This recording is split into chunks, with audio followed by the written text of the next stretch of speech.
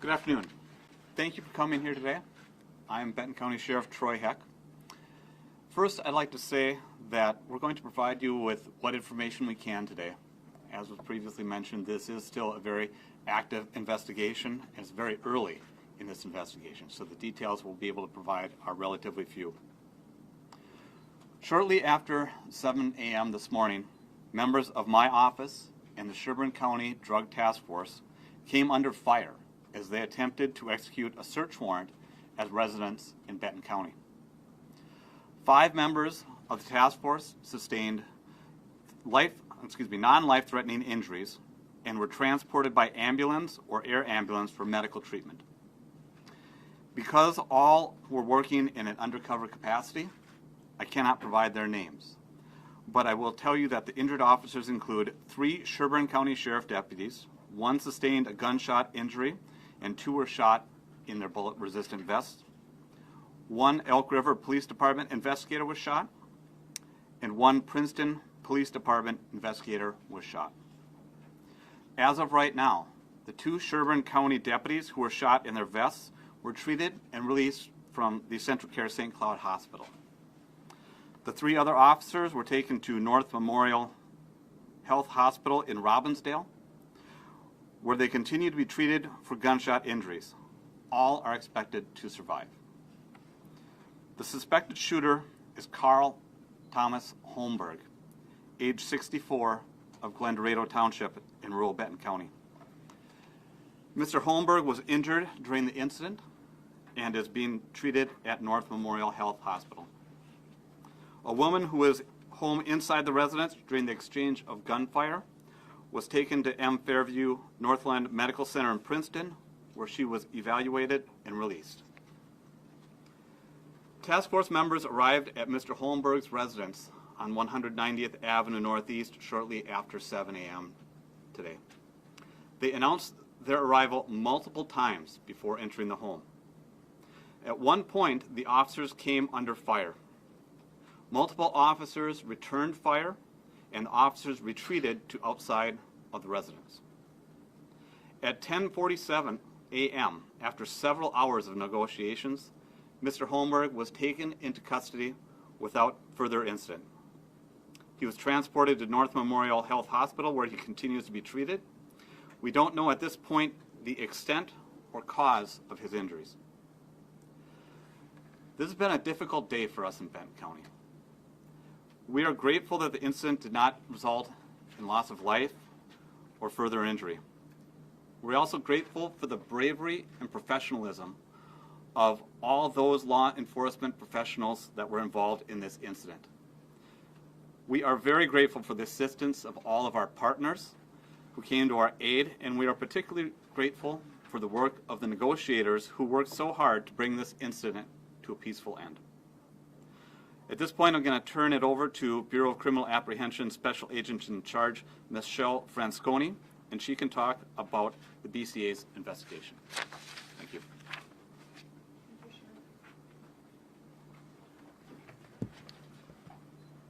Good afternoon. I'm Michelle Frasconi, Special Agent in Charge for the Minnesota Bureau of Criminal Apprehension.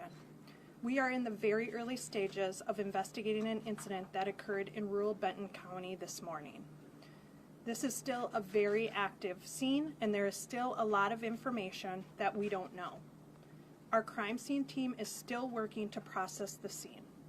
Our agents are working to establish a timeline for how the incident unfolded, who fired and when, and what weapons were used.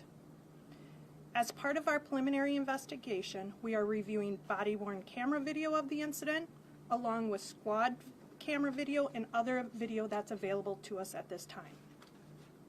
Once our primary investigation is complete, we will be able to share more information about exactly how today's incident unfolded. We know incidents like what happened today are scary and unsettling for the community. We want everybody to know that we are working as quickly as possible to provide answers. We appreciate everyone's patience as we complete our thorough and independent investigation. We now have some time for questions. Was the warrant for Mr. Holmberg, or was it for someone else in the house?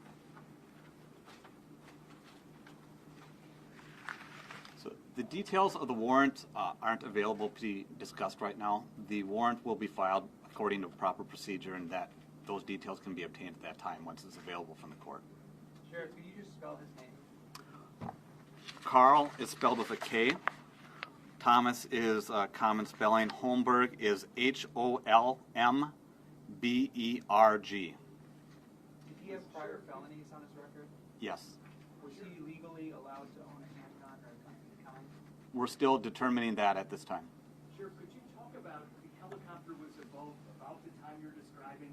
Was he the man that came with his shirt off, out, there was like a less lethal round fired at him? Is that the suspect?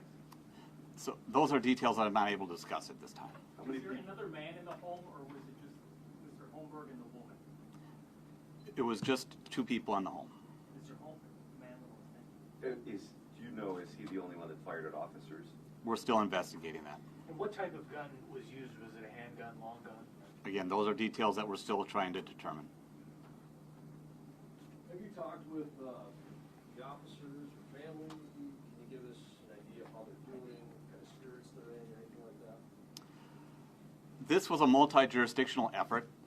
I've talked with my deputies, and they are both doing well. I've had a chance to talk to my partners, and we're all encouraged by what we're finding from the officers right now. Could you give us just some more background information about the nature of this task force? It's obviously it was in Benton County, but it was several law enforcement agencies. What's the nature of the work that they typically do, and what? I'll let Sheriff Brott speak to that. Can you repeat the question, please? Sure. I'm just curious to learn a little bit more of the information about just this task force and how they operate. So typically, these departments that get together and work on things regionally. Just explain a little more about what they do. And could you say and spell your first and last name, please?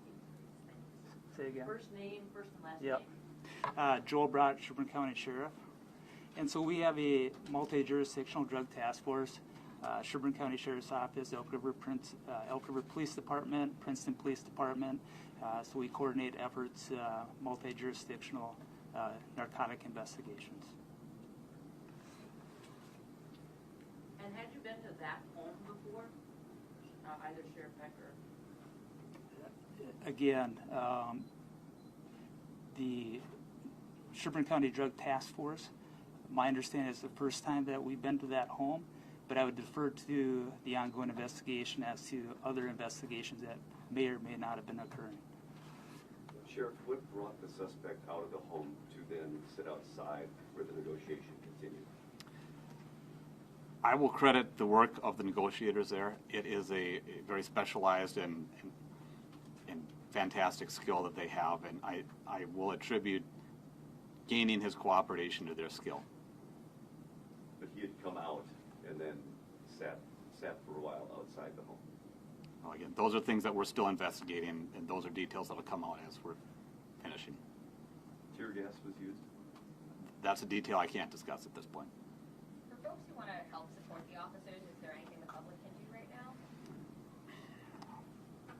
I think right now I would ask that you keep all of them and their families and all of our agencies in your thoughts and prayers. At this time, I don't have any other requests from any of them. What were the assisting agencies? That's a very good question. There were a lot of assisting agencies that came to our aid, and I know this is going to be an incomplete list, and I almost hesitate to make a list, but I know the State Patrol was there. We had assistance from the Mille Lacs County Sheriff's Office, from the BCA, from the DNR. There were a lot of people there, Stearns County, so that's a partial list, but we had people coming from all over, and that's when there's a need in this community in law enforcement, people come. And I'm sure there were people that I missed, and to those that I missed, I apologize, but we had a lot of help out there. You mentioned you don't know the extent of the suspect's injuries, but was he injured in the initial exchange of gunfire, or? Again, that's a detail that we're trying to sort out. It's still pretty early. Can I just, for clarification on the warrant, you said you couldn't say more about it. There was a warrant that they were trying to issue at that home, correct? Correct. And what we don't know 100%, or you're not going to tell us right now, is was it this Mr. Holmberg that you were looking for in this warrant? Again, that's a detail I can't discuss right now. Just to say there was a warrant correct. Any other questions? Just one, Sheriff, 5 people were injured. How many people went to the home? I will say more than 5. I don't have the exact number, but there were more than 5 officers that were there. They went into the home? Did you just do that? Just ask. No, just Present at the scene. President. Regarding the bulletproof vests, I mean, is it safe to say that they made the difference between life and death depending on where your men were hit? So I don't have enough details to be able to say that concretely. I will say that anytime a law enforcement officer is struck in the vest, we're very grateful that they have that protection. Can you say if this was all happened in a matter of seconds, or was this a shootout that lasted minutes? It unfolded very quickly. Was Foley Police Department there? The scene, Yes, the Foley Police Department also helped us at the scene. sure, are you able to say if the officers made their way into the home where the shooting happened, or were they picked off outside? Again, that's a detail that will come out a little bit further as we finish our investigation. Were the armored vehicles there because of the warrant, or did they come afterwards? So those vehicles were brought after. They were not there for the warrant. We're very grateful that we have those vehicles in situations just like this, and these situations that we encounter really emphasize the reason we need to have these vehicles. Without having that armor to be able to protect my staff that are now facing an armed subject inside of a home who's shown that he's willing to shoot law enforcement officers, I hesitate to say what might have happened if we hadn't had those resources. We're very grateful to have those. You may have mentioned this earlier, but if you haven't, could you repeat where the 3 officers were hit that weren't hit in the vest? So what I can tell you for the details is that 2 were shot in the vest and the other 3 sustained gunshot injuries. I don't have details on where those injuries were. We have time for a couple more. So just to reiterate back to the initial call was 7, did you say 7 something? Shortly after 7 a.m.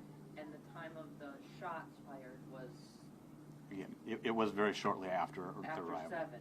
Yes. But there was not several hours of negotiating? There were several hours of negotiation between the times that the officers were shot and the time that the suspect was taken into custody. Sure, have you ever had any interaction with Mr. Holmgren in your time here as sheriff? Yes. Does it surprise you? No. That's all we have time for. All right. Thank you. I do want to note, as is our usual procedure for these kinds of incidents, the BCA will release more information once we have completed our preliminary investigation.